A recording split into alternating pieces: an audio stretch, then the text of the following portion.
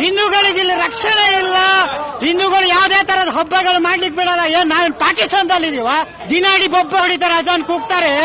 ಅಜಾನ್ ಕೂಗಿ ಇವ್ರು ನಾವು ಸಹಿಸ್ಕೊಂಡಿಲ್ವಾ? ಖಾಲಿ ಒಂದ್ 5 ನಿಮಿಷ ಗಣಪತಿ ಹೋಗ್ಲಿಕ್ಕೆ ಮಾತ್ರ ಈ ತರ ಹೇಳ್ತಾರಂದ್ರೆ ಇವ್ರಿಗೆ ಧಿಕ್ಕಾರ, ಮುಸಲ್ಮಾನರಿಗೆ ಧಿಕ್ಕಾರ ಹೇಳ್ತೇವೆ. ಆ ಗಣೇಶನನ್ನ ನಾವು ತಗೊಂಡು ಬಂದ್ರೆ ಗಣೇಶನನ್ನೇ ಬಂಧಿಸಿ ತಗೊಂಡು ಬರ್ತೀರಾ ಅನ್ನೋದಾದ್ರೆ ಇನ್ನು ಯಾವ ನೈತಿಕತೆ ನಿಮ್ಮಲ್ಲಿದೆ?